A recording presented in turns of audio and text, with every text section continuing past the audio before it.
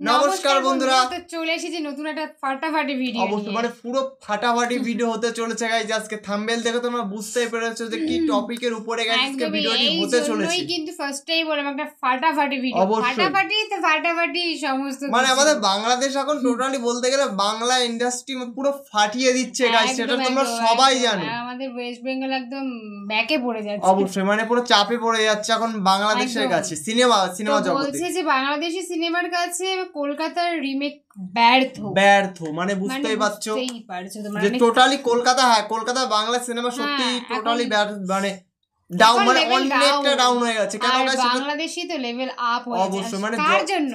সাকিব খান, মানে সাকিব খানের জন্য যতটা ডেভেলপ করছে এখন বাংলাদেশ সত্যি মানে অসাধারণ ডেভেলপ করছে। আমি তো একদমই বলবো সাকিব খান ছিল বলেই বাংলাদেশ এত ডেভেলপ করছে। বাংলাদেশ তো ডেভেলপ করছে কিন্তু আমাদের বাংলাটা যে ডেভেলপ করছে এটা বাংলাও ডেভেলপ করছে একমাত্র আমাদের সাকিব খান। একদম মানে কাঁপিয়ে রেখেছে, অবশ্যই মানে ফুল এন্টারটেইনমেন্ট শুধুমাত্র এখন সাকিব খান। কিন্তু আমাদের জানি না আমাদের কলকাতা এখন কি হয়ে গেছে। কলকাতা বলতে গেলে গাইস এখন বলতে গেলে আমাদের দেব, তারপরে মানে জিৎ, মানে ইন্ডাস্ট্রি যারা বলতে গেলে আমরা বাংলা বই খুবই কমই দেখি বলতে গেলে। হ্যাঁ বাংলা এর জন্য আরো প্রবলেম হচ্ছে কারণ আমাদের এখানে 2-3 রকমের মানে ভাষার বই চলে, তো তার জন্য অনেক প্রবলেম হয়। আর বেসিক্যালি বেশি চলে কিন্তু হিন্দি। তোমরা অবশ্যই সেটা জানো, সেটা তুমি যে দেশেরই হও না কেন অবশ্যই সেটা জানো। কিন্তু আমি মনে করি যেহেতু আমরা বাঙালি সেহেতু বাংলা ভাষা ভীষণ একটা ইম্পর্টেন্ট, অবশ্যই। তো সেই দিক থেকে আমাদের বাংলাদেশ প্রচুর এগিয়ে, অবশ্যই। তো আমাদের মেইন ভিডিও ডেসক্রিপশন বক্সে চলে আসবে, তো প্লিজ গাইস তোমরা চেক আউট করে চলো গাইস, বেশি কথা না বলে আজকের ভিডিওটি শুরু করা।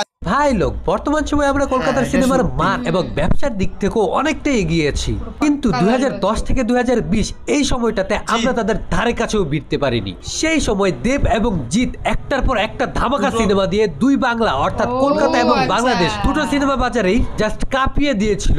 আমারও ফেভারিট হিরো ছিল দেব, কিন্তু তাদের সেই সময়ের বেশিরভাগ সিনেমায় ছিল তামিল কিংবা সাউথ ইন্ডিয়ান সিনেমার নকল, রিমেক, যার ফলে বর্তমানে তারা মৌলিক গল্পের সিনেমা বানাতে না পেরে আস্তে আস্তে নিস্তেজ হয়ে যাচ্ছে। আপনি জানলে অবাক হবেন, একটা সময় ছিল যখন তারা আমাদের বাংলাদেশের অনেকগুলো আইকনিক সিনেমা রিমেক করেছিল, কিন্তু কোনোবারই তারা পুরোপুরি সফল হতে পারেনি। ভাই লোক, আজকে আমি এমন 5টি বাংলা সিনেমা নিয়ে কথা বলবো যেই সিনেমাগুলো কলকাতার ইন্ডাস্ট্রি রিমেক করেছিল, এবং আমার তালিকায় এমন কিছু সিনেমা রয়েছে যে সিনেমাগুলো আগে কলকাতায় বানানো হয়েছিল কিন্তু পরবর্তীতে বাংলাদেশে সেই সিনেমাটাকেই আবার আমাদের হিরোরা নিজস্ব স্টাইলে চমৎকার করে প্রেজেন্ট করেছিল। তো কি অবস্থা, আমি সজীব আর আপনারা দেখছেন সজীবের ডাইরেক্ট পয়েন্ট। আর আজকের পয়েন্ট হলো বাংলা আইকনিক সিনেমার রিমেক ইন কলকাতা।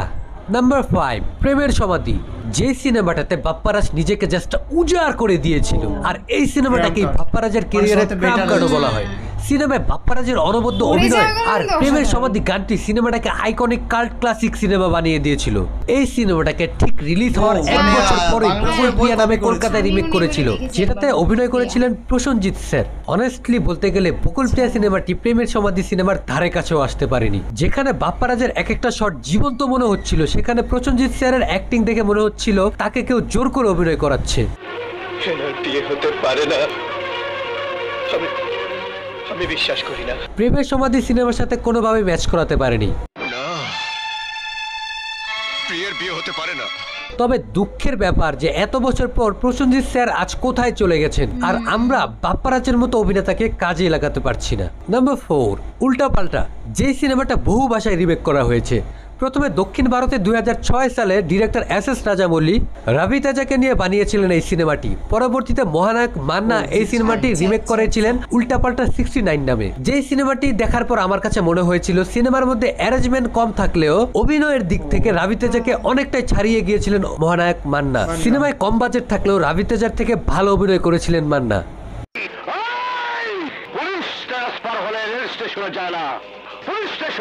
পরবর্তীতে সিনেমাটি বলিউডে অক্ষয় রাউডি রাথোর নামে এবং কলকাতায় প্রসেনজিৎ স্যার বিক্রম সিংহ নামে রিমেক করেছিলেন। কলকাতার বিক্রম সিংহ সিনেমায় প্রসেনজিৎ বুমবাদাকে দেখে মনে হচ্ছিল যে সে রাউডি রাথোরের অক্ষয় কুমারকে মন প্রাণ দিয়ে কপি করার চেষ্টা করছে, কিন্তু দুঃখের বিষয় কপি তো হয় নাই, উল্টো তাকে দেখতে বেশ বাজে লাগছিল।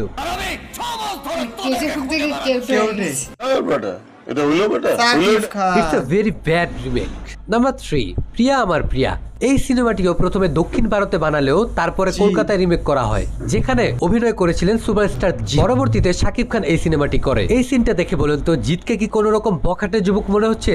দেখে ভদ্রভদ্র লাগছে। তবে এর রিমেকে শাকিব খান সিনেমায় নিজেকে একদম পারফেক্ট ভাবে পোর্ট্রে করেছেন। একজন বখাটে তরুণ ছেলে হিসেবে দারুণ মানিয়েছিল তাকে। নিজস্ব স্টাইলে লম্বা হেয়ারে ভিন্ন রকম ভাবে প্রেজেন্ট করেছিল সে। আর সিনেমার নিঃশ্বাস আমার তুমি জানে দুনিয়া গানটি তো কখনো পুরনোই হবে না। সিনেমাটিও ধামাকা ব্যবসা করেছিল সেই সময়। আমাকে যে ধোলাই করতে আসবে তাকে ইস্ত্রি করে তোমার কাছে পাঠিয়ে দেবো।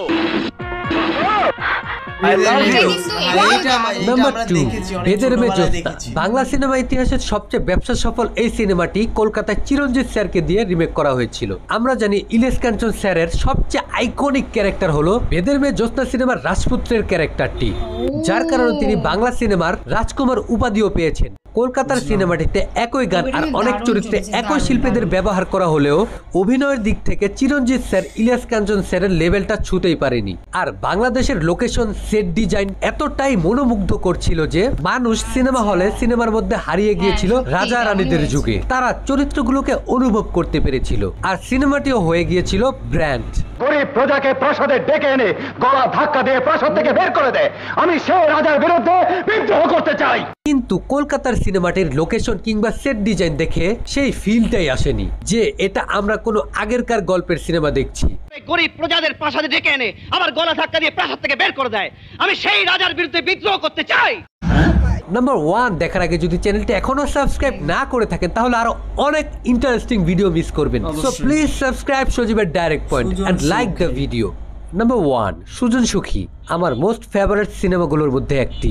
সর্বপ্রথম 1975 সনে প্রয়াত লিজেন্ডারি অভিনেতা ফারুক স্যার এই সিনেমাটি করেছিলেন। তারপর 1995 সনে সালমান শাহ এবং শাবনূরকে দিয়ে এই সিনেমাটি রিমেক করানো হয়। এবং আমার কাছে মনে হয় 1975 সনে ফারুক স্যার যা যা মিস করেছিলেন এই সিনেমায় তা একেবারে পরিপূর্ণ করে দিয়েছিলেন সালমান শাহ তার দুর্দান্ত অভিনয় দক্ষতা দিয়ে। তাকে দেখে মনে হচ্ছিল একেবারে গ্রামের গাওয়া ছেলে। অভিনয় দেখে বুঝতেই পারবেন না যে সে বাংলা চলচ্চিত্র জগতের অন্যতম স্টাইল হিরো। একেবারে গ্রামের সাথে মিশে গিয়েছিলেন সালমান শাহ।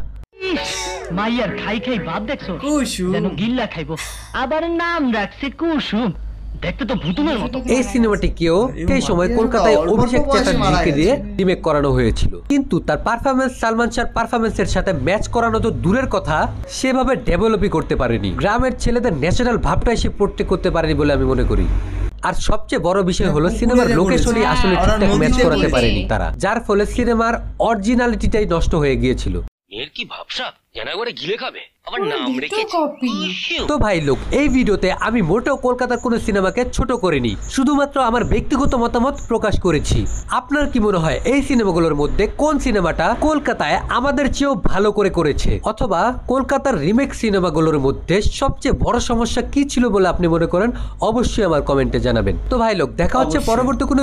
না, এটা সত্যি গাইস, আমাদের পার্সোনালি গাইস আমাদের কলকাতার কোনো মুভি পছন্দ হয়, কারণ এখনকার বলতে গেলে টোটাল সবাই মানে যেসব এরা ছিল, মানে দেব জিৎ এখন জানি বলতে গেলে দেব বলতে গেলে টোটালি গাইস এখন পলিটিক্স এর ভিতরে চলে গেছে। মানে কলকাতা এখন বলতে গেলে বাংলা বই চলেই না, সবই পলিটিক্স এর ভিতরে। যত অভিনেত্রী আছে গাইস সবাই পলিটিক্স এর ভিতরে চলে গেছে, হঠাৎ করে কিন্তু চলে গেছে, যার জন্য কিন্তু পুরো ডাউন পুরো। মানে বলতে গেলে বাংলা ইন্ডাস্ট্রি কলকাতার থেকে যত দিন যাবে তত শেষ হয়ে যাবে।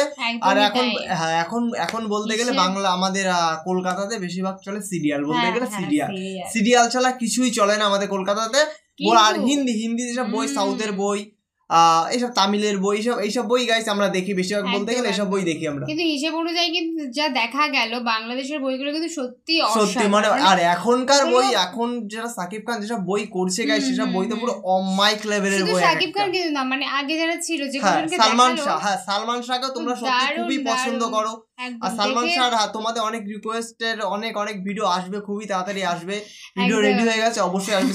সালমান শাহ যে ভিডিওগুলো তোমরা বলেছিলে দেখে মনে হচ্ছে ওখানকার লোকজনকে দেখে মনে হচ্ছে রিয়েল করছে, কিন্তু এখানে যারা করছে কলকাতা তারা আমার দেখে মনে হলো ফেক। মানে অবশ্যই, মানে কোথায় বাংলাদেশে করছে নদীতে, আর কলকাতার মুভি গুলো চলছে পুকুরে। তার মানে বুঝতে পারছেন কতটা মানানসইয়ের ব্যাপার আছে। যাই হোক, মানে এই ব্যাপারটা না দেখলে কিন্তু আমি এতদিন বুঝতাম না। মানে এতদিন জানতাম হয়তো বা ঠিক আছে চলো কোনো ব্যাপার না, কিন্তু আজকে যে ব্যাপারটা নিজের চোখে দেখলাম সেটা দেখে আমাকে এটা বলতেই হলো, কিছু করার নেই। তো গাইস ভিডিওটি তোমাদের কেমন লাগলো অবশ্যই তোমরা কমেন্টে জানাও। একদম একদম। তো তোমাদের কি মনে হয় যে আমাদের বাংলাদেশের মুভিগুলো বেশি মানে ভালো মানে যেগুলো তোমাদের সামনে সুন্দর প্রেজেন্ট করতে পারে না আমাদের কলকাতা সিনেমা তোমাদের সামনে বেশি ভালো প্রেজেন্ট? অবশ্যই গাইস অবশ্যই তোমরা কমেন্টে জানিয়ে যে আমরা দেখতে চাই যে কোনটা সবার থেকে বেটার হয়। আমার কাছে তো বেটার বাংলাদেশ, মানে বাংলাদেশের মুভিটা দেখলাম যে খুবই ঠিক আছে, বাট আমাদের কলকাতার মুভিগুলো ঠিকঠাক করতে পারি। একদমই একদম। তোমাদের মতামত অবশ্যই আমাদেরকে জানিও, কারণ তোমাদের মতামত জানা আমাদের খুব দরকার। অবশ্যই অবশ্যই। তো গাইস নেক্সট তোমরা কি ধরনের ভিডিও দেখতে চাও অবশ্যই তোমরা কমেন্ট করো, সেই ধরনের ভিডিও নিয়ে গাইস আমরা চলে আসবো তোমাদের ভিতরে। একদম, মানে তোমরা বলবা আমরা আসবো, এটা তো একদম স্বাভাবিক। মানে তোমরা বলবা আমরা আসবো না, এটা কখনোই হবে না। সুতরাং তোমরা বলতে থাকো আর আমরা ভিডিও তোমাদের সামনে প্রেজেন্ট করতে থাকবো। তো চলো গাইস নতুন কোনো ধামাকাদার ভিডিওতে তোমাদের সাথে আবার দেখা হবে। আজকের মতন এখানেই, টাটা।